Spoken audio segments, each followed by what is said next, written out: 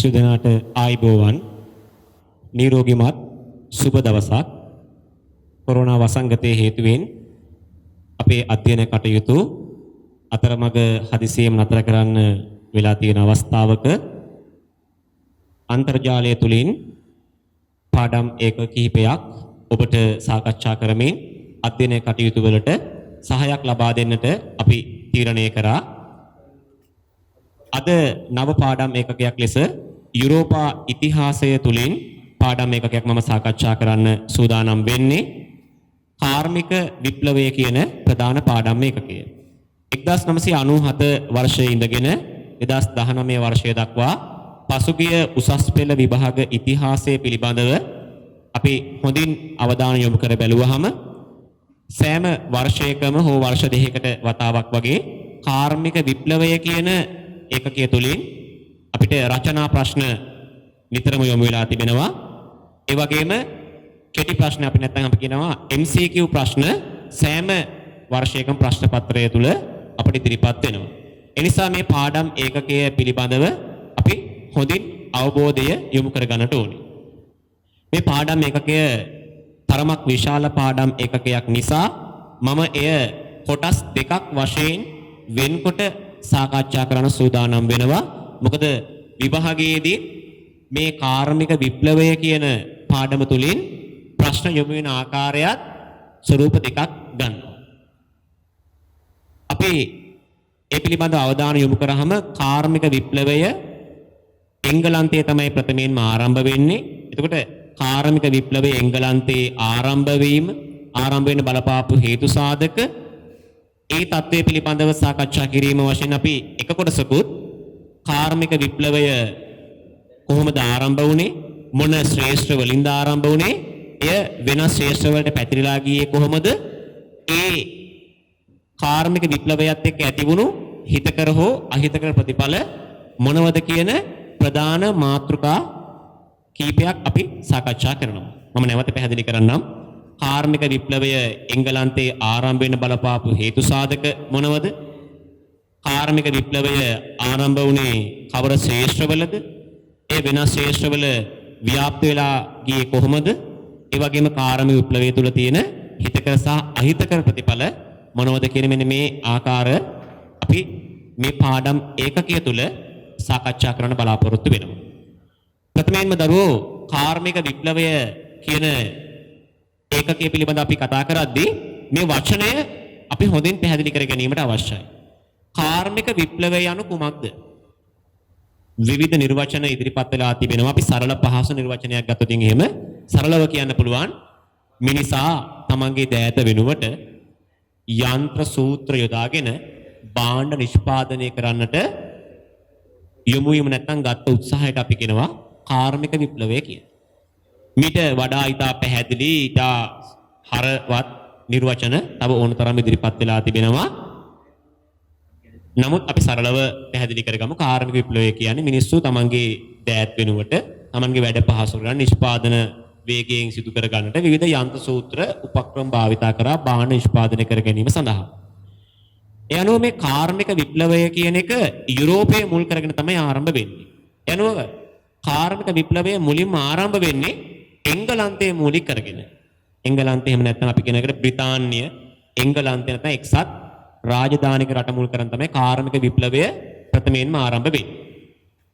ඒ අනුව බොහෝ අවස්ථාවල විභාගයට අපිට ඉදිරිපත් වෙන ප්‍රශ්න කාර්මික විප්ලවය ඇයි එංගලන්තයේ ආරම්භ වුනේ?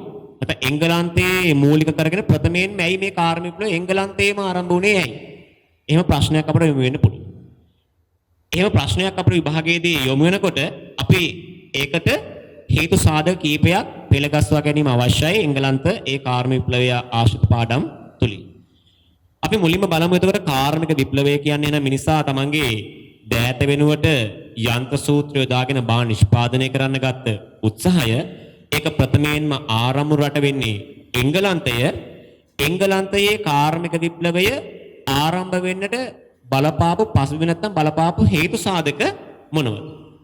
හේතු සාධක විශාල ප්‍රමාණයක් 15කට අධික වගේ ප්‍රමාණයක් මට ඉදිරිපත් කිරීමට හැකියාව තිබෙනවා.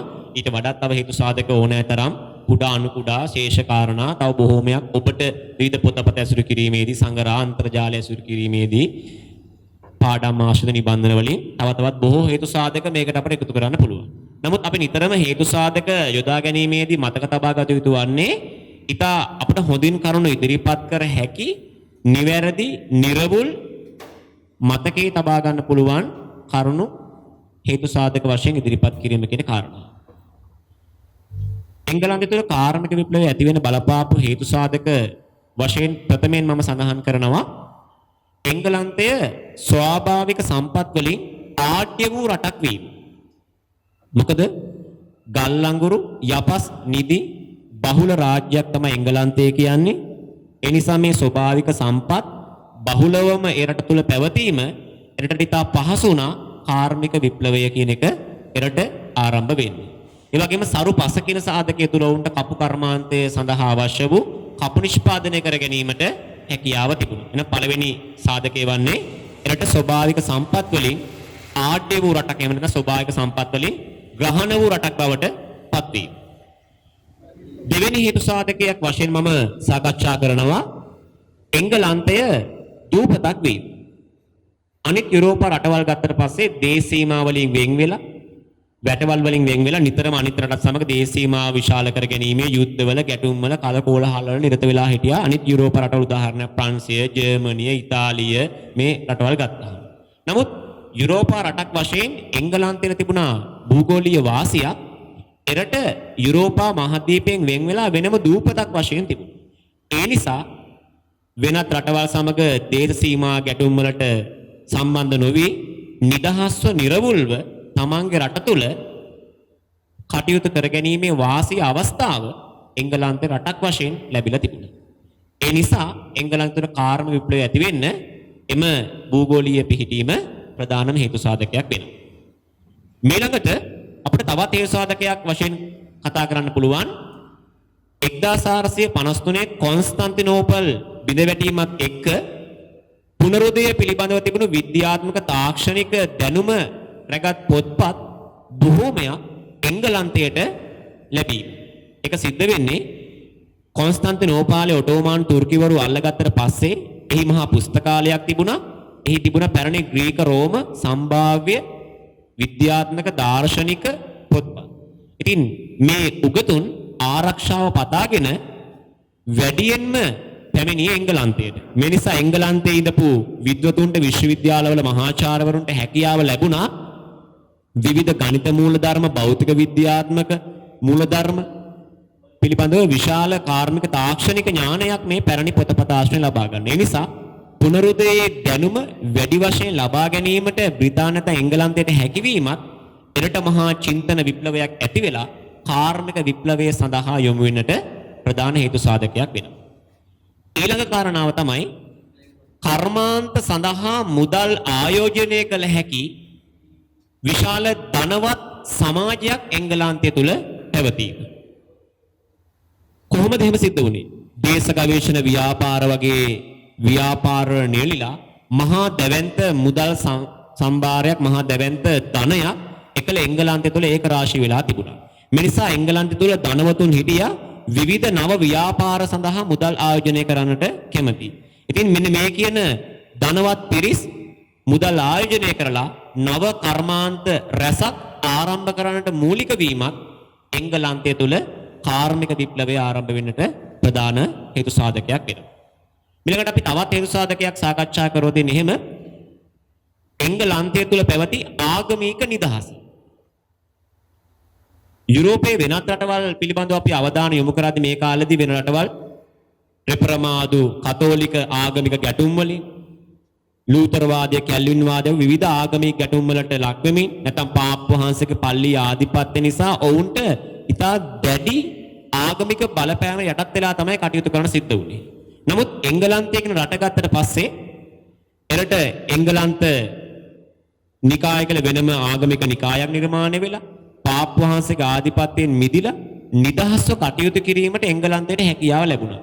මෙන්න මේ කියන නිදහස් ආගමික නිදහස් බව, මේ නිදහස් චින්තනයක් එරට වර්ධනය වෙන්නට ඉතා ප්‍රබලම හේතු සාධකයක් බවට පත් වෙලා තිබෙනවා. එහෙනම් ආගමික නිදහස කියන කාරණාවත් එරට කාර්මික විප්ලවයක් ආරම්භ වෙන්නට ප්‍රධානම හේතු සාධකයක් වෙනවා.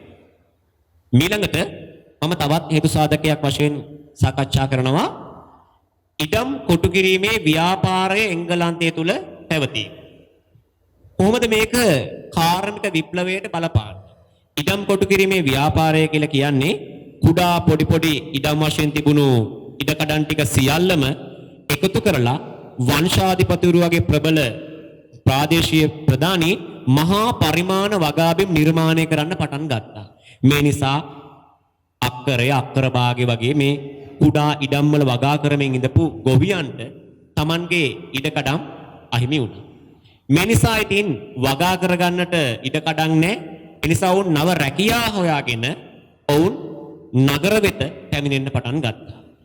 මේ නිසා අර එංගලන්තයේ තිබුණු ප්‍රවේණි මූලික කරගත්ත වැඩවසම් සමාජ ක්‍රමය බිඳ වැටිලා ඒ සමාජයේ තිබු ගොවියන් නව රැකියා අවස්ථා සොයාගෙන නගර වෙත සංක්‍රමණය වෙනවා.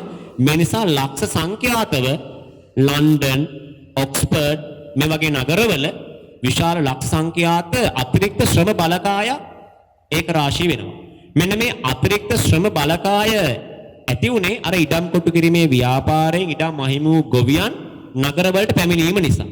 ඒ අනුව මේ කර්මාන්ත කරුවන්ට කර්මාන්ත හිමිකරුවන්ට හැකියාව ලැබුණා මෙන්න මේ නගරවල තියෙන මේ අතිරික්ත ලක්ෂ සංඛ්‍යාත ශ්‍රමය ඊටම අඩු මුදලට ලබාගෙන නව මහා පරිමාණ කර්මාන්ත ආරම්භ කරන්න. ඒ අනුව වුන් පේශ කර්මාන්ත, යපස් කර්මාන්ත, ගල් අඟුරු කර්මාන්ත වගේ විවිධ කර්මාන්ත ආරම්භ කරනවා.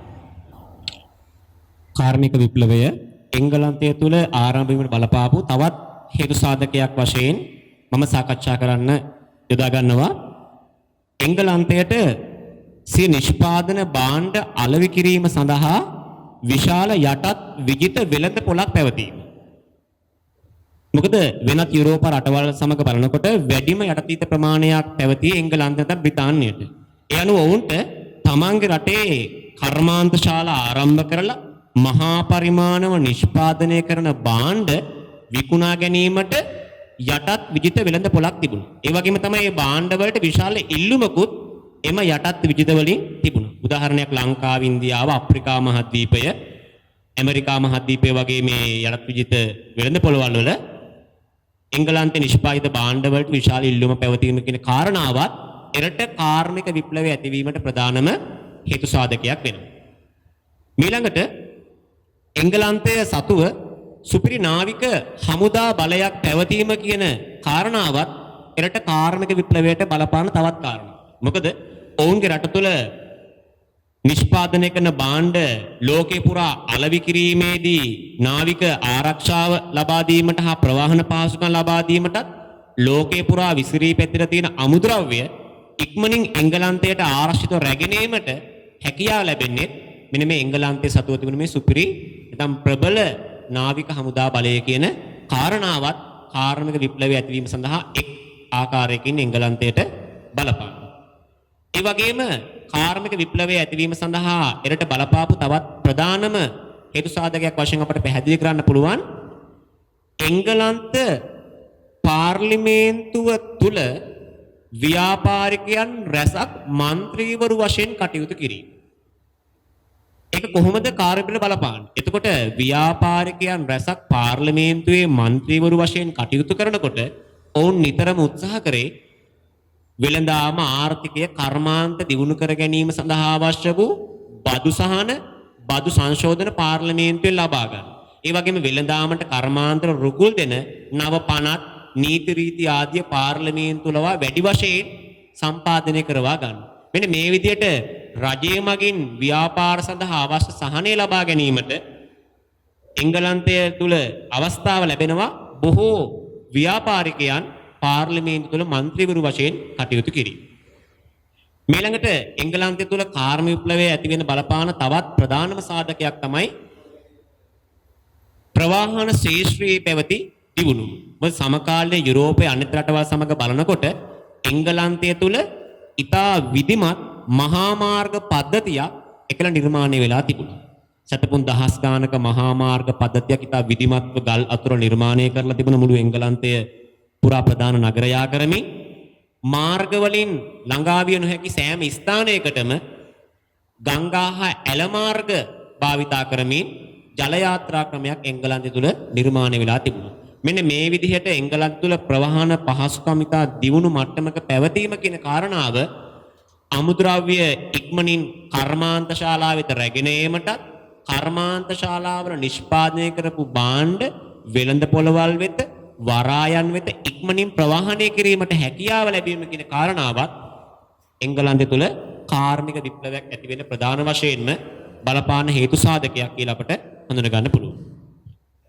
අපි තවත් මේකට බලපාපු හේතු සාධක මොනවද කියලා සාකච්ඡා කරලා බැලීමේදී එංගලන්තය පනවල තිබුණු නීති රීති හා අනපනත් මේ කාර්මික විප්ලවය එංගලන්තයේ ඇති වෙන ප්‍රධාන වශයෙන්ම හේතු සාධක වෙනවා. මොකද එංගලන්තයේ හැකිතා ලෝකේ නැත්නම් යුරෝපයේ සෙසු බාහිර ක්‍රියාකාරකම් වලින් දේශපාලනීය කටයුතු වලට මැදිහත් නොවි ස්වාධීනව හුදකලාව සිටීමේ ප්‍රතිපත්තියක් අනුගමනය කරනවා. මේ නිසා යුද්ධ ගැටුම් වලට වෙනත් දේශපාලනික අර්බුද වලට කාලය යොදවමින් වෙනත් යුරෝපා රටවල් තමන්ගේ අවස්ථාවල් අහිමි කරගනිද්දී එංගලන්තයට හැකියාව ලැබෙනවා ඒ සියලුම කාලය තමන්ගේ රටේ කාර්මික තාක්ෂණික ආර්ථික ශාස්ත්‍රයේ දියුණුවට නියමාකාරයෙන් යොදවා ගැනීමට. ඊළඟට එංගලන්තය තුළ කාර්මික විප්ලවයක් ඇති වෙන්න ප්‍රධානම හේතුවක් වශයෙන් අපට ගන්න පුළුවන් සාධකයක් තමයි එරට රාජ්‍ය තන්ත්‍රය තුලින් නැත්නම් රජුගෙන් හෝ රැජිනගෙන් ලැබුණු විශාල අනුග්‍රහය. මොකද එරට බලයටපත් වුණු පාලකයන් ප්‍රජාතන්ත්‍රවාදී පාර්ලිමේන්තු ක්‍රමයක් තුළ ක්‍රියාත්මක රාජාණ්ඩුවක් තිබුණේ. මේ නිසා රජවරු නිතරම තමන්ගේ රට තුළ කර්මාන්ත ආරම්භ කරන්න, ව්‍යාපාර ආරම්භ කරන්න, බද්ධ ව්‍යාපාර සමාගම් ආරම්භ කරන්න, රජයේ නම භාවිතා කරන්න අනුග්‍රහය අවසරය ලබා දෙන්න කටයුතු කරා. උදාහරණයක් වශයෙන් ඉංග්‍රීසි පෙරදිග ඉන්දීය වෙළඳ සමාගම වගේ වෙළඳ සමාගම් ආරම්භ කරන්න රජවරු මූලිකත්වය ලබා දීම ප්‍රධාන හේතු සාධකයක් කියලා අපට පැහැදිලි කරන්න පුළුවන්. මෙන්න මේ වගේ හේතු සාධක ගණනාවක් මම දැන් සාකච්ඡා කරන්න කටයුතු කරා.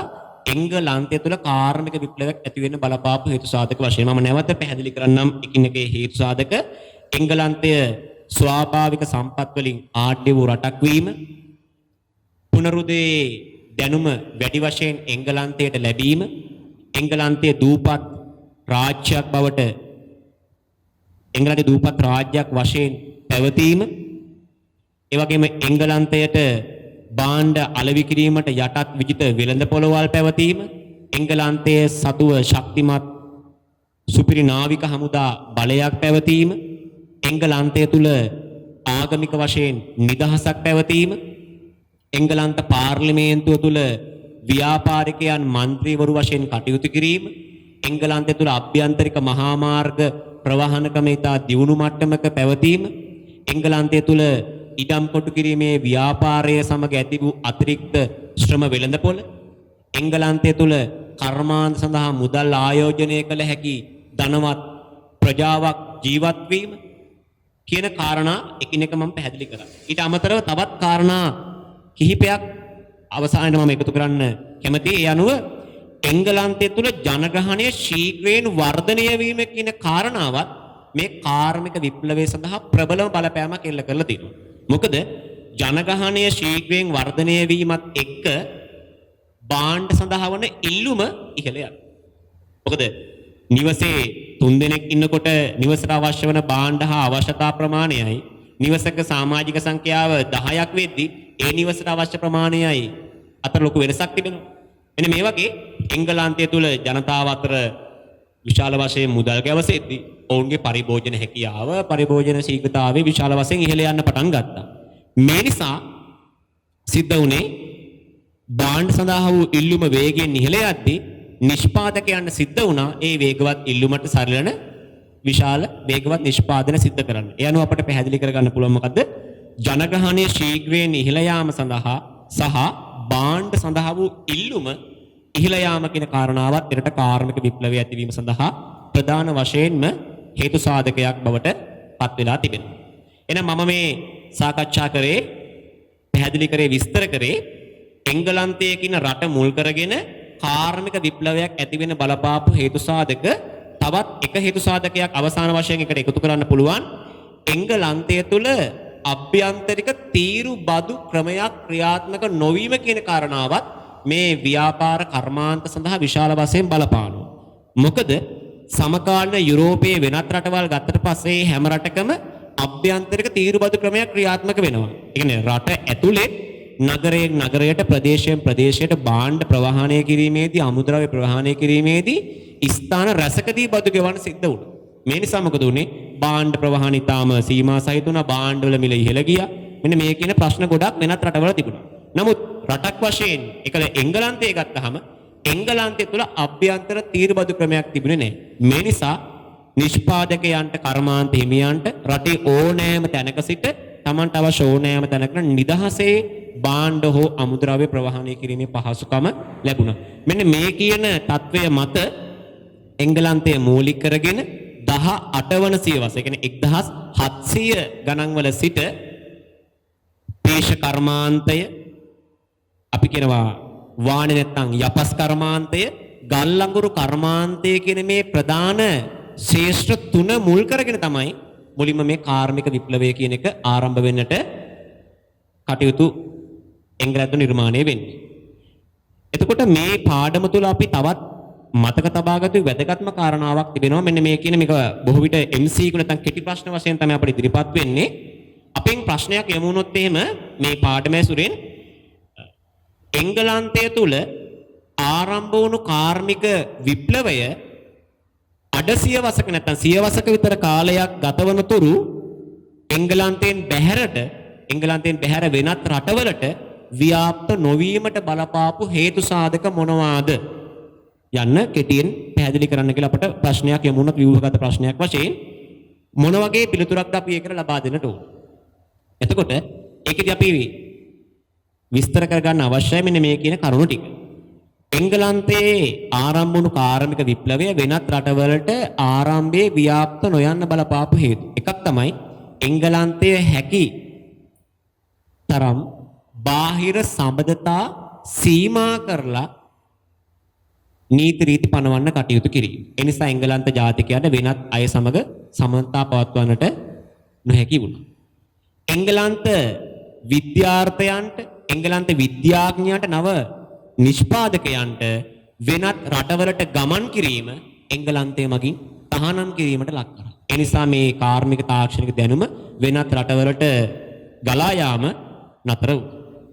ඒ වගේම තවත් කොන්දේසියක් තමයි එංගලන්තයේ ඉන්න ආයෝජකයන්, කර්මාන්ත හිමියන්ට වෙනත් රටවල, වෙනත් මහද්වීපවල කර්මාන්ත ආරම්භ කිරීම සීමා කිරීමට කටයුතු කරා. මේ නිසා එංගලන්තය තුළ කාර්මික විප්ලවය ආරම්භ වෙලා මහා දැවැන්ත නිෂ්පාදනයක් සිදුවන තුරුම වෙනත් රටවලට මේ කාර්මික තාක්ෂණික දැනුම ගලා යාම නතර වුණා. මෙන්න මේ කියන සාධක මත එංගලන්තයේ ආරම්භ වුණු කාර්මික විප්ලවය එංගලන්තය තුළ ස්ථාපිත වෙලා දියුණුවට පත්වන තුරුම ඒක යුරෝපේ වෙනත් රටවලට ලැබුණේ නැහැ. එතකොට තවත් ප්‍රශ්නයක් අපිට යමු වුණොත් එංගලන්තයේ ආරම්භ කාර්මික විප්ලවය යුරෝපයේ වෙනත් රටවලට හා ලෝකයේ වෙනත් රටවලට ව්‍යාප්ත වී යාමට බලපෑ හේතු සාධක මොනවාද? අන්න එහිදී අපිට මේ අපි අර කතා කර හේතු සාධකයේ ප්‍රතිවිරුද්ධ පැත්ත තමයි ඒකට අපි යොදා ගන්න වෙන්නේ. එංගලන්තය සිය නිෂ්පාදන භාණ්ඩ යුරෝපයට හා යටත් විජිත ආදී වෙනත් රටවලට අලෙවි කිරීම. එංගලන්ත විද්‍යාර්ථයන්ගේ දැනුම යුරෝපය හා වෙනත් රටවලට sannivedanaya වීම. එංගලන්ත නිෂ්පාදකයන්, කර්මාන්තකරුවන් යුරෝපය, ආසියා, අප්‍රිකා, ලතින් ඇමරිකා ආදී වෙනත් රටවල මහද්වීපවල නව කර්මාන්ත ආරම්භ කිරීම.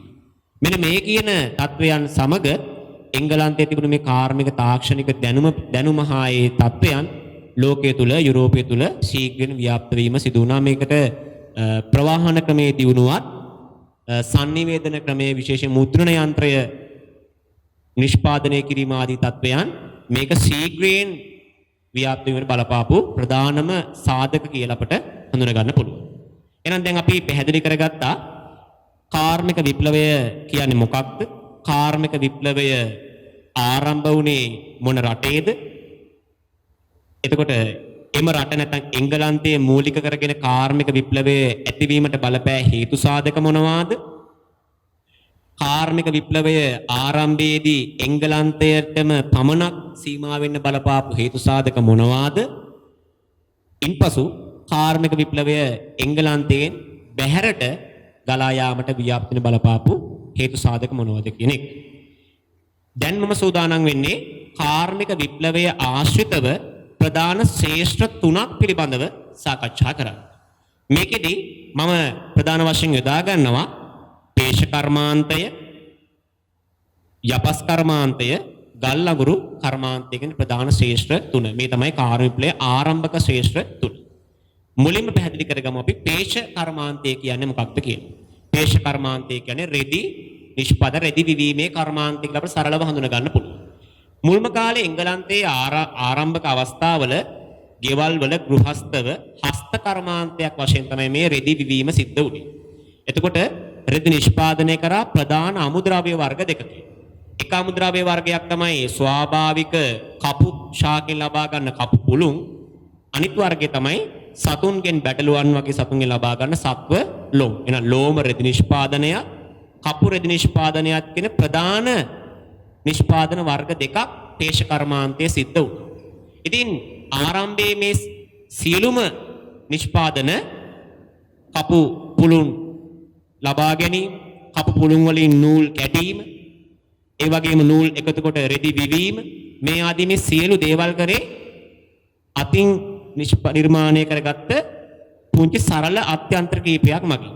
නමුත් අර මම කලින් සඳහන් කර හේතු සාධක වලදී මතකද එංගලන්තය තුල භාණ්ඩ සඳහා වූ ඉල්ලුම වේගයෙන් ඉහළ යනවා. එතකොට ජනගහනය ශීඝ්‍රයෙන් වර්ධනය වෙනවා. එතකොට ජනතාව ඇඳුම් පැළඳුම් වැඩි වශයෙන් මිලදී ගන්න කටයුතු කරනවා. ඒ නිසා රෙදි සඳහා වූ ඉල්ලුම වේගයෙන් ඉහළ යනවා.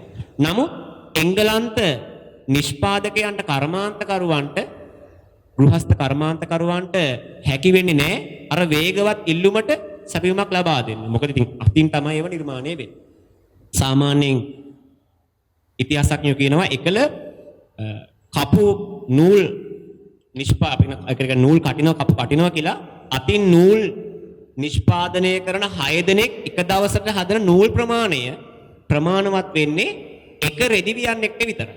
ඒතර අපි උදාහරණයක් වශයෙන් බලන්න 6 දෙනෙක් නූල් හදනවා එක දවසකට ඒ 6 දෙනා හදන නූල් වලින් එක්කෙනෙක්ට විතරයි රෙදි නිෂ්පාදනය කරන්න පුළුවන්. එහෙනම් 100 දෙනෙක්ට නූල් හදන්න නම් 600 දෙනෙක් ඒවා නිෂ්පාදනය කරන්න වෙනවා. ඉතින් මේ වේගවත් ඉල්ලුමට සැපයුමක් දෙන්න අමාරුයි. මෙන්න මේ නිසා අවශ්‍ය වුණා විවිධ යන්ත්‍ර නිෂ්පාදනය කරගැනීම මේ කටයුතු වේගවත් කරන්න. මේ අනුව මුලින්ම නිර්මාණය වෙනවා දුවන නඩාව කියන අපි කියන සැලෙන නඩාව කියන උපකරණය. ඒ මගින් වේගයෙන් රෙදි විවීමේ හැකියාව වර්ධනය වුණා. වේගයෙන් රෙදි වියන්න පුළුවන් වුණා. නමුත් ප්‍රශ්නේ මොකක්ද දැන්? රෙදි විවීම වේගවත් වුණාට රෙදි වියන්න අවශ්‍ය නූල් තාමත් හදන්නේ අතින්. ඒ නිසා මේක කර්මාන්තකරුවන් ලොකු ගැටලුවක්. රෙදි විවීම වේගයෙන් සිදු කරන්න පුළුවන් වුණාට රෙදි වියන්නට අවශ්‍ය නූල් ටික හැදෙන්නේ තාමත් අතින්.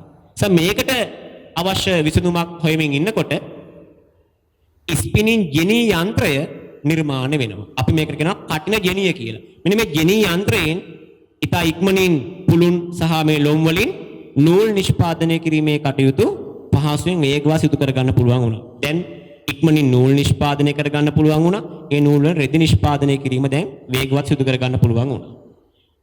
මේ විදිහට මේ කටයුතු සිද්ධ වෙද්දී මේ යන්ත්‍ර දෙකම ක්‍රියාත්මක වෙන්නේ මිනිසාගේ දෑතින්.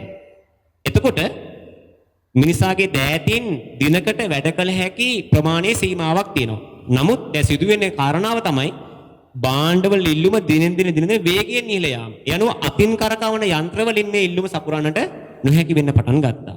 මෙන්න මේකට විසඳුමක් හොයන්න ඇතැම් නව නිෂ්පාදකයන් නැත්නම් ඔය නව නිපයුම් කරන පුද්ගලයෝ උත්සාහ කරා. ඒ අනුව තමයි ස්වභාවික ජල මාර්ගයකට ජල රෝධයක් යොදමින් ඒ ජල රෝධයේ කැරකෙන චාලක බලය යොදාගෙන යන්ත්‍ර ක්‍රියා කිරීම ආරම්භ කරන්නේ. ඒ අනුව මියුල් යන්ත්‍රය වගේ යන්ත්‍ර නිෂ්පාදනය කිරීම ආරම්භ වුණා. නමුත් මේ යන්ත්‍රය නිෂ්පාදනය වීමේදී පොඩි ගැටලු කීපයක් තිබෙනවා. මොකද මේ යන්ත්‍රය විශාල යන්ත්‍රයක්. ඒ නිසා කර්මාන්ත ශාලාවක් වගේ විශාල ගෘහයක මිසක නිවෙස්වල මේ යන්ත්‍රය සරලව භාවිතා කරන්න බෑ. මොකද විශාල යන්ත්‍රයක්. ඒ වගේම තමයි වේගවත් ජල ධාරාවක් මේකට අවශ්‍ය වෙනවා. එතන වේගවත් ජල ධාරාවක් නැති ප්‍රදේශවල භාවිතා කරන්නත් බෑ. ඒ වගේම තමයි ප්‍රශ්නේ මොකද ජලය නැති කාලෙට නියඟේ වගේ කාලවලදී මේ යන්ත්‍රය භාවිතා කිරීමේ හැකියාවක් නැහැ. ඒ නිසා මේ යන්ත්‍රයේ තුලත් විවිධ ගැටලු උත්පාදනය වෙන්න පටන් ගත්තා. මේ අනුව නිෂ්පාදකයෝ කල්පනා කරනවා මේක තවත් ක්‍රමයකට දියුණු කරන්න අවශ්‍යයි කියලා. මේ විදිහට රෙදි කර්මාන්තය තවත් ඉස්සරහට යද්දී රෙදි වර්ණ ගැන්වීම කියන කාරණාවටත් නිෂ්පාදකයෝ යොමු වෙනවා. මේ අනුව රෙදි සායම් කිරීමේදී රෙදි වලට විවිධ මෝස්තර යොදන්නට අවශ්‍ය වෙනවා. ඒ අනුව සිලින්ඩර් මුද්‍රණ ක්‍රමය කියන නව ක්‍රමයක් පේශ කර්මාන්තර හඳුන්වා දෙන. ඒ අනුව ලෝහ සිලින්ඩරයක මුද්‍රණය වෙලා තියෙන ලෝහයෙන් මෝස්තරය ඒ සිලින්ඩරය මත තීන්ත ආලේප කරලා ඒ සිලින්ඩරය අදාළ රෙද්ද මත දිවවීමෙන් විවිධ වර්ණයන් සහ විවිධ මෝස්තර රෙදි මත නිර්මාණය කර ගැනීම හැකියාව ලැබෙන මේ විදිහට පේශ කර්මාන්ත ඉතා ශීඝ්‍රයෙන් දැන් අධීර කීපයක් යටතේ එංගලන්තයේ දියුණු වෙන්න පටන් ගත්තා. තවත් මේක ඉස්සරහට යද්දී අපි දකිනවා මේවට යොදා ගන්නවා ඊට පස්සේ වාස්ප එන්ජිම කියන්නේ මේ වෙනකොට එන්ජිමක් නිෂ්පාදනය වෙනවා එංගලන්තය තුල. ඒ වාස්ප එන්ජිමේ බලය යොදාගෙන මෙන්න මේ පේශ කර්මාන්තය හා සම්බන්ධ යන්ත්‍ර ක්‍රියා කිරීම පටන් ගැනීමත් එක්ක එංගලන්තයට හැකියාව ලැබෙනවා පේශ කර්මාන්තය තුලින් ශීඝ්‍ර දියුණුවක් ලබා ගන්න මේ මහා පරිමාණ නිෂ්පාදනයක් දක්වා ගමන් කරා. මම මේ සරලව පැහැදිලි කරේ එංගලන්තය තුල පේශ කර්මාන්ත ශාස්ත්‍රය කොහොමද ශීඝ්‍ර වර්ධනයකට ගමන් කරේ කියලා. ඊළඟට මම යොදා ගන්නවා වානේ කර්මාන්තය නැත්නම් යපස් කර්මාන්තය කියන අංශය. එංගලන්තයේ කියන රට ගත්තාම ස්වාභාවිකවම යපස් නිදි බහුල රටක්. පොළවෙන් හාරලා පස් සමග මිශ්‍ර වෙලා තියෙන ලෝහ සංඝටක තමයි යපස් කියලා කියන්නේ. එතකොට මේ පස් සමග මිශ්‍ර වෙලා තියෙන මේ ලෝහ නිස්සාරණය අපි කියන පිරිසිදු කර ගැනීම ඉතාම අවශ්‍ය වෙනවා.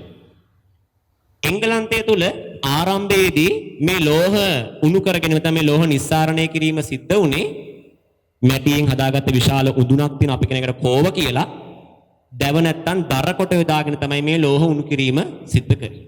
ඉතින් මේ නිසා මේ ලෝහ කර්මාන්තය ඊටාම හිමින් තමයි වර්ධනය වෙන්නේ. මොකද විශාල තාපයක් ලබා දෙන්නට ඕනේ. ඒ තාපය ලබා දීමට විශාල දැව ප්‍රමාණයක් අවශ්‍යයි. මේ නිසා මේ ලෝහ කර්මාන්තය ඊටාම හිමින් තමයි ක්‍රියාත්මක වුනේ. මොකද ඒකට යන වියදමත් පවා ඉතා වැඩි. නමුත් මේ ලෝහ කර්මාන්තය ඉතා ශීඝ්‍ර දියුණුවක් එංගලන්තේ ලබා ගන්න පුළුවන් වෙන්නේ ඒබ්‍රහම් ඩර්බි කියන පුද්ගලයා හොයා ගන්නවා ගල් අඟුරු කියන ඛනිජ වර්ගය මේ යපස් උණු කිරීමේදී දහනය කිරීමට අමුද්‍රව්‍යයක් වශයෙන් යොදා ගන්න පුළුවන් කියලා.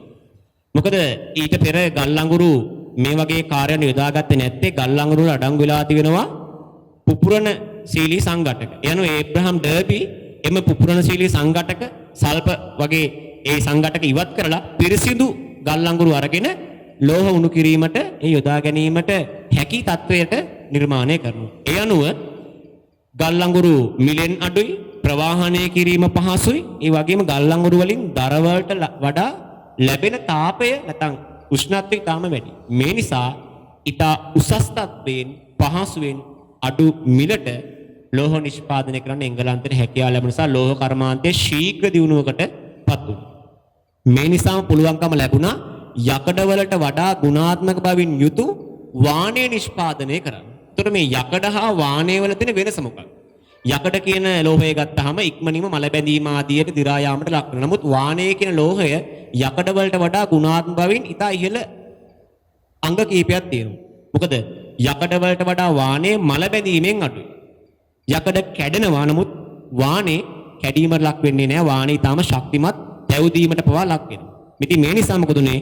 ශක්තිමත් බව වැඩි නිසා මල බැඳීමේ ශීඝ්‍රතාවය ඊටාම අඩු මට්ටමක නිසා මිනිස්සු යකඩ වලට වඩා වාණය නිෂ්පාදනය සඳහා යොමු වෙන්න පටන් ගත්තා. ඒ අනුව ඉතික් දැව භාවිත කරපු සෑම අංශයකටම ඉදිරියට මේ කියන යකඩ හා වානේ භාවිතා කරන්න පටන් ගත්තා. යනු පාලම් ඉදි කරන්න, ඒ වගේම ගොඩනැගිලි ඉදි කරන්න, කුළුණු ඉදි කරන්න, ඒ වගේම කර්මාන්තවල දැතිරෝධ ආදී නිර්මාණය කරන්න, මේ වගේ සෑම ශේෂ්ත්‍රයකටම මේ යකඩ යොදා ගන්න පටන් ගැනීමත් එක්ක ලෝහ කර්මාන්තය තා ශීඝ්‍ර දියුණුවකට ගමන් කරනවා. මේ අනුව මේ ලෝහ කර්මාන්තය තුල තවත් දියුණුවක් ලබා ගන්නවා ඉලෙක්ට්‍රික් අවන්. විලියම් සීමස් විසින් හඳුන්වා දෙනවා මේ ගල් අඟුරු වෙනුවට විදුලියෙන් ක්‍රියා කරන උඳුන් ක්‍රමය. අනුව මේ විදුලි උඳුන් ක්‍රමය මේ ඉලෙක්ට්‍රික් අවන් කියන ක්‍රමයත් එක්ක පෙරටත් වඩා ඉතා උසස් තත්ත්වයේ ලෝහ නිෂ්පාදනය කිරීමට හැකියාවක් එංගලන්තය තුල උදා වෙනවා.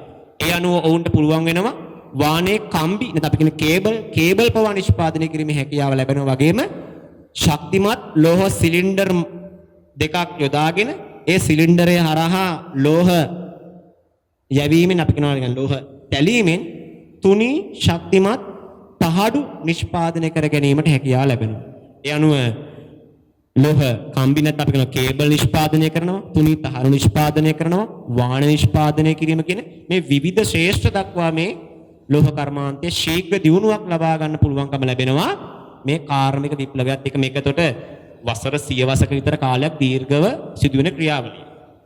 ඒ අනුව මහා දැවැන්ත ඉල්ලුමක් ලෝහ කර්මාන්තයට ලැබුණා. මේ අනුව තුන්වෙනි ශේෂ්ත්‍රය තමයි ගල් අඟුරු ශේෂ්ත්‍රය.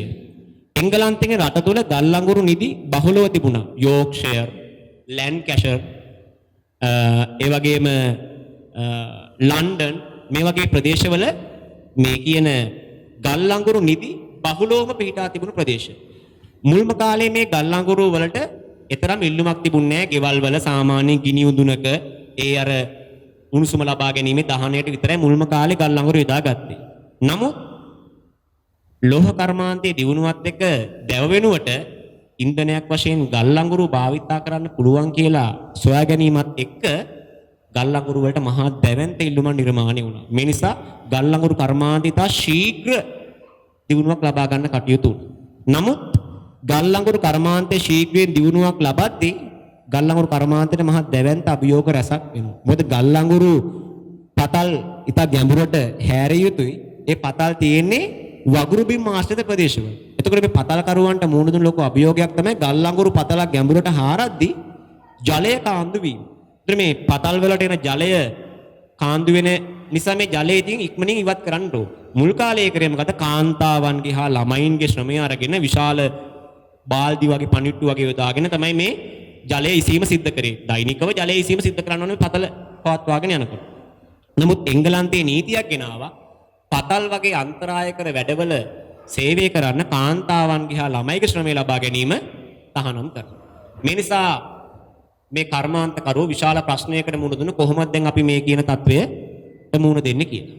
මෙන්න මේ අවස්ථාවේ තමයි නිව් කොමන් හදපු මේ එන්ජිම වාෂ්ප එන්ජිම යොදාගෙන පතල් වල එක් රැස්වන ජලය ඉවත් කර ගැනීමට අර අපි සාමාන්‍ය ආණ්ඩියාලින්දක අපි ඔය වියලි කලාපිට ආණ්ඩියාලින්දක ආකෘතියෙන් යන්ත්‍රයක් මගින් මේ ජලය පොම්ප කිරීමට ක්‍රමයක් නිර්මාණය වෙනවා. මේ අනුව ජේමිස් වොට්ගේ එන්ජිම යොදා ගැනීමත් එක්ක වඩා දියුණු වෙනවා. මේ අනුව දැන් පතල් වල එක් රැස්වන ජලය දැන් යන්ත්‍රයක ආධාරයෙන් ඉවත් කිරීමට හැකි නිසා දැන් ගැඹුරට පතල් හැරීමේ හැකියාව ලැබෙනවා. ඒ අභියෝගය ඒ විදිහට ජය ගන්න පුළුවන්කම ලැබුණා. තවත් පතල් ගැඹුරට යද්දී ඊළඟ ආපු ප්‍රශ්නය තමයි පතල ඇතුළට කොහොමද හොඳ වාතය ලබා ගන්න කියලා. මොකද පතල් ඇතුලේ මීතේන් වගේ ඉතා හිතකර වායුන් තියෙන නිසා ආශ්වාස කිරීමේදී මිනිසුන්ට විශාල ප්‍රශ්න ඇති වෙනවා. ඒ අනුව හොයාගන්නව ක්‍රමයක් නල පද්ධතියක් යොදාගෙන ඉහළින් වැකුම් කියන ක්‍රමය හරහා සිසිල් වාතය මේ පතල් ඇතුළට පොම්ප කිරීමේ ක්‍රමයක් අර වාෂ්ප එන්ජිමත් එක්ක නිර්මාණය කරනවා. ඒ අනුව පතල් ඇතුළේ තිබුණු උෂ්ණත්වය අඩු වෙලා සිසිල් වාතය ලබා දෙමින් හොඳින් ආශ්වාස කිරීමේ හැකියාව මේ කර්මාන්තකරුවන්ට ලබා දෙන්නට මේ නව නිෂ්පාදකයන්ට හැකි වෙනවා. එම කටයුතු අතර තවත් අභියෝගයක් වෙනවා පතල් කර්මාන්තයට. ඊළඟ අභියෝගය තමයි පතල ගොඩක් ගැඹුර වෙද්දී පතල ඇතුළට ආලෝකය ලබා ගන්න කොහොමද කියන ප්‍රශ්නය. එතකොට ඔයගොල්ලන් කියාව ඉතින් පහන් දැල්වීමක් කරන්න පුළුවන් නේද කියලා. නමුත් පතල් ඇතුළේ තියෙනවා ගිනි ගන්නාසුළු අපි කියන විවිධ වායුන් වර්ග මීතේන් වගේ වායුන් ගිනි ගන්නවා. ඉතින් එවන් වායුන් තියෙන පතලක පහන් දැල්වුවොත් පතල් පුපුරා යාමක් හෝ ගිනි ගැනීමක් සිද්ධ වෙන්න පුළුවන්. මෙන්න මේ නිසා කොහොමද පතල් ඇතුලේ ආලෝකය ලබා ගන්න කියලා ගැටලුවක් අභියෝගයක් තියෙනකොට හම්පි ඩ්‍රෙව් කියන පුද්ගලයා විසින් ආරක්ෂිත ලාම්පුවක් නිර්මාණය කරනවා පතල් ඇතුලේ කටයුතු කිරීම. මේ අනුව ඉතා ආරක්ෂිතව පතල් ඇතුළට ආලෝකය ලබා ගැනීමේ අභියෝගය ජය ගැනීමට පතල් කරුවන්ට හැකි වෙනවා. ඉතින් මේ අනුව පතල් කර්මාන්තය ශීඝ්‍ර දියුණුවකට පත් වෙද්දී පතල් අභ්‍යන්තරයේ තුල ඔවුන් විශාල ඩක්කු ආදී ප්‍රවාහන මාධ්‍ය යොදා ගන්න කටයුතු කරනවා. ඒ අනුව පතල් වල තිබෙන මේ ගල් අඟුරු ආදී ඉහළට ගැනීමට ශක්තිමත් කේබල් කම්බි යොදා ගන්න භාවිතා කරන මේ වගේ ඒ කර්මාන්ත ශීඝ්‍ර වූ දියුණුවකට එංගලන්ත තුල ගමන් කරනවා. ඒ අනුව දැන් මම මේ පැහැදිලි කිරීම සිද්ධ කරේ එංගලන්තික රට මූලික කරගෙන ගල් අඟුරු යපස් පේශ කියන මේ ශේෂ්ඨ තුන තුල කොහොමද කර්මාන්ත දියුණුව සිද්ධ වුණේ කියලා. ඒ අනුව මේ කියන දියුණුවෙන් පසුව වෙනස් ශේෂ්ඨ කරා පැතිරලා යන්න කටයුතු වෙනවා. මොන වගේ ශ්‍රේෂ්ඨ වලද මේක පැතිරලා ගියේ? අපි හොඳින් ඒක පැහැදිලි කරගමු. කාර්මික විප්ලවයෙන් ඇතිවුණු මේ ගල් අඟුරු පේශ යපස් කියන මේ ශේෂ්ඨ තුනෙන් පස්සේ මේක ව්‍යාප්ත වෙනවා කෘෂිකාර්මික ශේෂ්ත්‍රයට, ප්‍රවාහන ශේෂ්ත්‍රයට, sannivedana ශේෂ්ත්‍රයට. මම මුලින්ම ඒක යොදා ගන්නවා, මුලින්ම මම සාකච්ඡා කරනවා ප්‍රවාහන ශේෂ්ත්‍රය කියන එක. කොහොමද කාර්මික විප්ලවය ප්‍රවාහන ශේෂ්ත්‍රයට ව්‍යාප්ත වුනේ?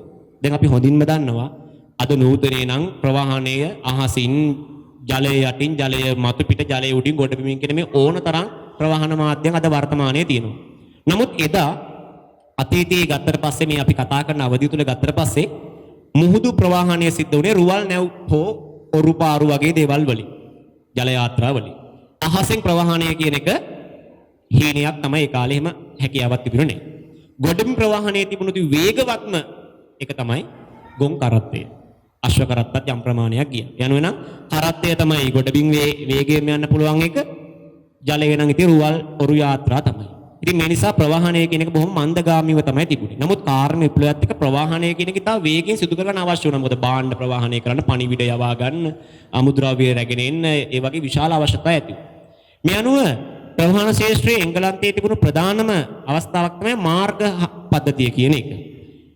එංගලන්තය තුල තමයි මේ නූතන අවධි තුල විධිමත්ම මාර්ග පද්ධතිය නිර්මාණය වෙන්නේ. මොකද මැකඩම් කියන පුද්ගලයෙක් විසින් එංගලන්තයට හඳුන්වා දෙන මේ ජෝන් මැකඩම් විසින් 1865 විතර වෙන විට ඔහු හඳුන්වා දෙන්න කටයුතු කරනවා දැවී ගිය ගල් අඟුරු වල අතුරු ඵලයක් වශයෙන් ගල් තාර කියන එක ඔහු හඳුන්වා දෙනවා. ඒ අනුව ඔහු කළුගල් අත්තිවාරමක් මාර්ගයට දාලා ඒ අත්තිවාරම උඩ ගල් අතුරලා අර ගල් අඟුරු උණු කරලා ඒ අතුරු ඵලයක් වශයෙන් තාර යෙදූ මාර්ග නිර්මාණය කිරීම ආරම්භ කරනවා. අපි මේකට කියනවා ජෝන් මැකඩම්ගේ මැකඩම් ක්‍රමය කියලා. මේ නිසා කරත්ත වගේ රථ වාහන දැන් එරීමකින් තොරව නැත්නම් අර වලවල් වල වැටීමකින් තොරව ඉතා වේගයෙන් ගමන් කිරීමට හැකියාව එංගලන්තය තුල ලැබෙනවා. යනුව මේ මැකඩම් කියන ක්‍රමය අදටත් ඔයගලන්ට බලා ගන්න පුළුවන්. ඔය අතුරු මාර්ගවල අපි දැකලා ඉතර බඹගල් කියලා පොඩි කළු ගල් දාලා ඊට වෙන පොඩි කොන්ක්‍රීට් ගල් වගේ දාලා තාර දාන ක්‍රමය අනේ මැකඩම් ක්‍රමය නූතනයේ භාවිතා කරන අවස්ථාවක් වශයෙන් අපිට ඒක පෙන්වා දෙන්න පුළුවන්. මේ නිසා ඉතින් ගොඩබිම් ප්‍රවාහනය එංගලන්තේ ඔන්න වේගවත් වුණා මහා මාර්ග දිවීමත් එක්ක. ඊළඟට එංගලන්තය තුල ජේමිස් වොට් වාස්ප එන්ජිම නිර්මාණය කිරීම කියන කාරණාවත් එක්ක ප්‍රවාහන ශාස්ත්‍රයේ මහා දැවැන්ත වෙනසක් වෙනවා.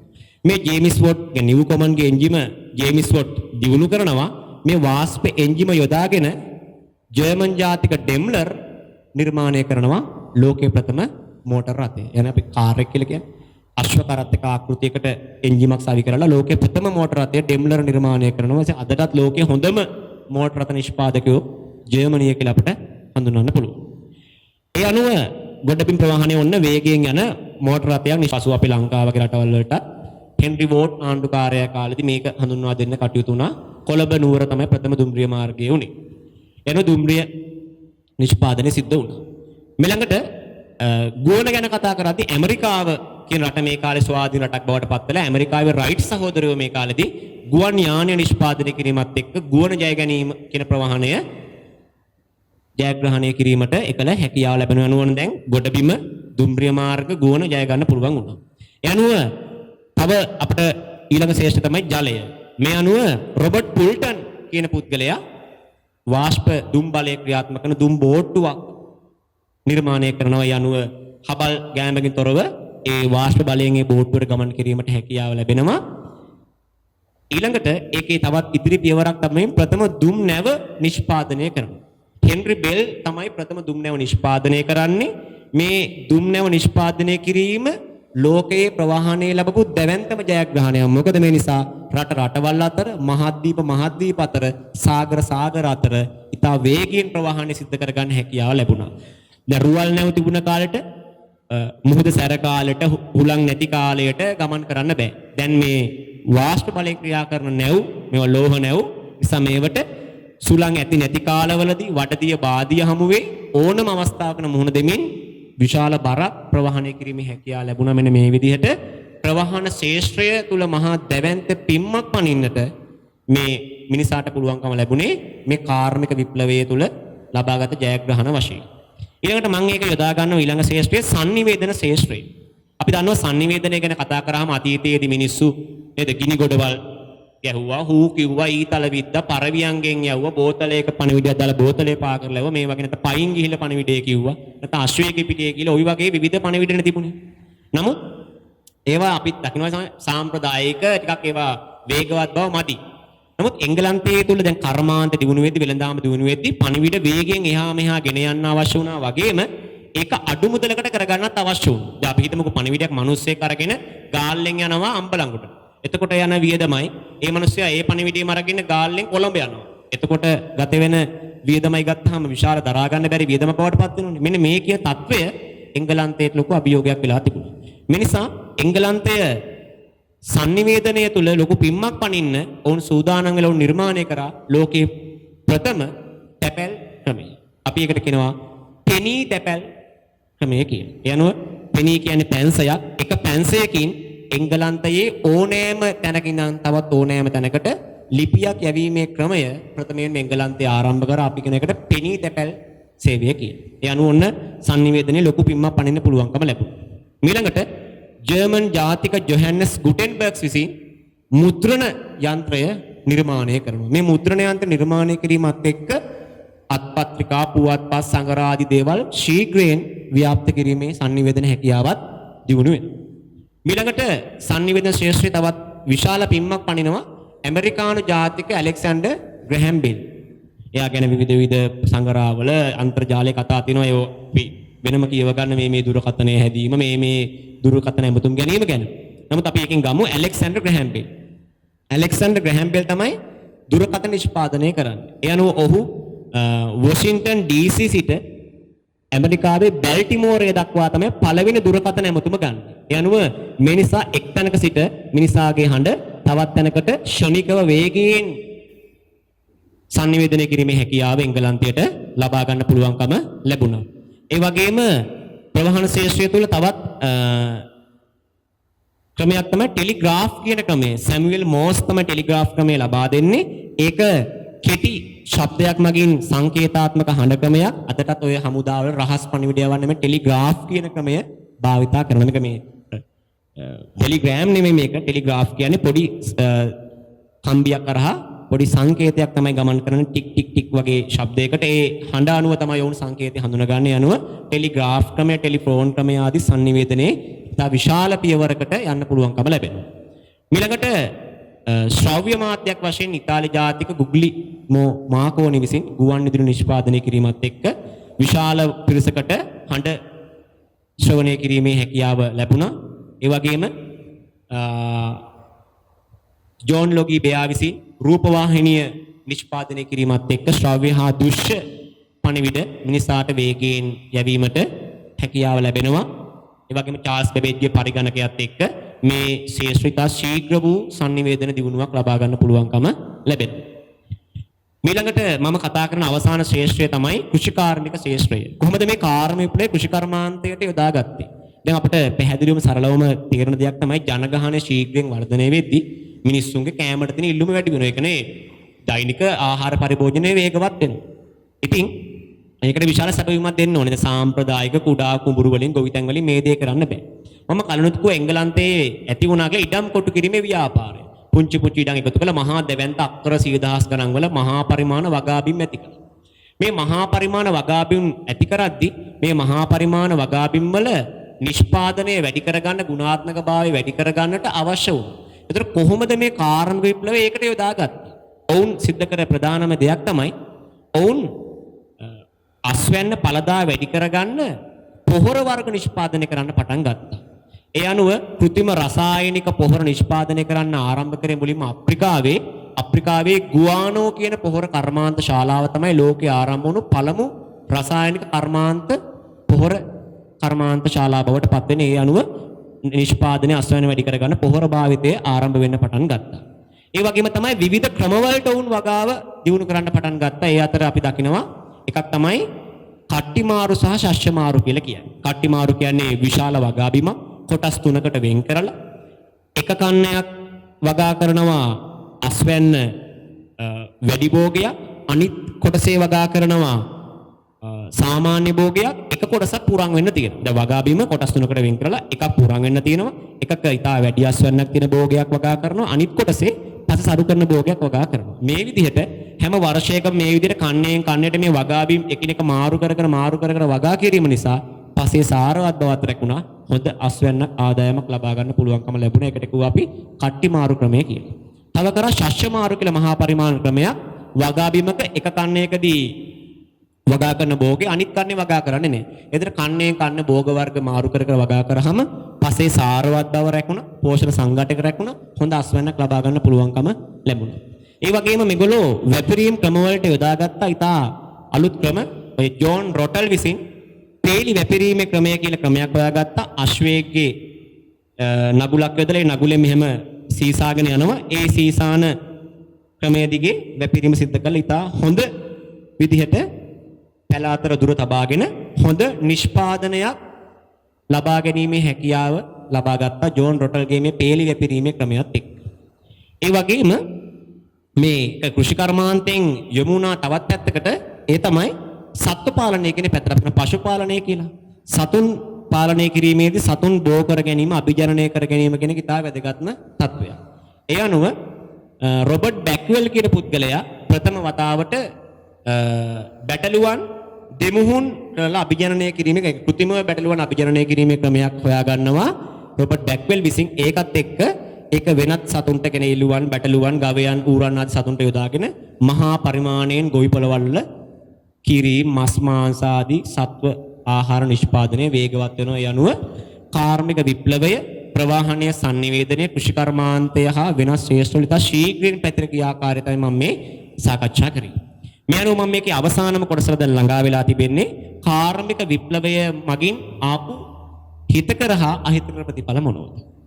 කාර්මික විප්ලව නිසා හිතකර ප්‍රතිඵල අපි මුලින්ම කතා කරමු.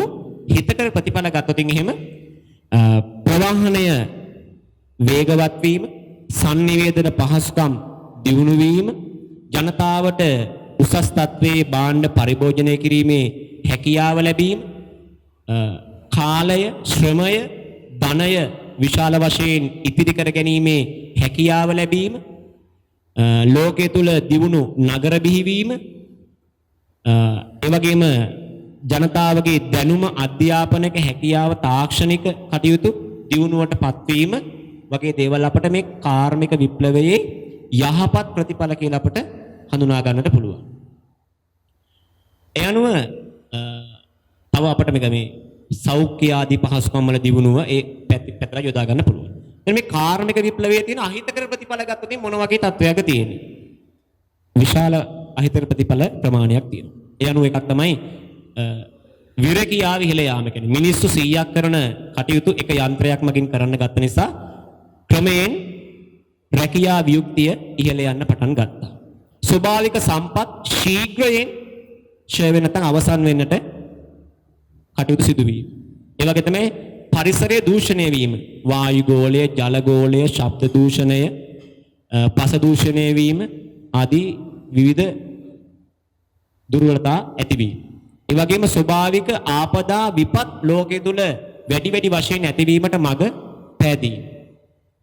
ඒ වගේම තමයි ලෙඩ රෝග ආදියට විශාල වශයෙන් ජනතාව ගොදුරු වීම. ජනතාව ක්ෂණික ආහාර පාන ආදී විවිධ දේවල් වලට යොමු වීම වගේ අහිතකර ප්‍රතිඵල. තවත් නගර ආශ්‍රිතව පැල්පත් මුඩුක්කු නිවාස බිහිවීම, මත්ද්‍රව්‍ය ව්‍යාපාර, ඒ වගේම ළමා මෙහෙකාර සේවය, ගණිකා ව්‍යාපාර වගේ ඒ අහිතකර සමාජ තත්වයන් බොහෝ නගර ආශ්‍රිත සමාජ ආශ්‍රිතව පැතිර යාමත් මේ කාර්මික විප්ලවය අපට අහිතකර ප්‍රතිඵල වශයෙන් හඳුනා ගන්න පුළුවන්. ඒ අනුව මම හිතකර ප්‍රතිඵල කීපයකුත් අහිතකර ප්‍රතිඵල කීපයකුත් සාකච්ඡා කරා. අපි ඒ විදිහට ඉක්මනින් සාකච්ඡා කරලා අවසන් කරේ ප්‍රධාන පාඩම් ඒකකයක් වන යුරෝපා ඉතිහාසයේ කාර්මික විප්ලවය කියන පාඩම් ඒකකය මේ හොඳින් සවන් දීලා හොඳින් ශ්‍රවණය කරලා අදාළ වැදගත් කරන ඔබ සටහන් කර ගැනීමට කටයුතු කරන්න. ඒ වගේම මේ පාඩම ආශ්‍රිතව පසුගිය විභාග ප්‍රශ්න තෝරාගෙන ඒවට නිවැරදිව පිළිතුරු ලියලා ඔබේ හැකියාව වර්ධනය කර ගන්න උත්සාහ කරන්න. ඒ වගේම MCQ නැත්නම් කෙටි ප්‍රශ්න වලට අදාළව ප්‍රශ්නත් ඔබ හොඳින් අධ්‍යයනය කිරීම සිදු කරන්න. තවත් පාඩම් ඒකකකින් අපි නැවත හමු වෙන බලාපොරොත්තු වෙන සමුගන්නවා. ඔබ සැමට ආයුබෝවන්.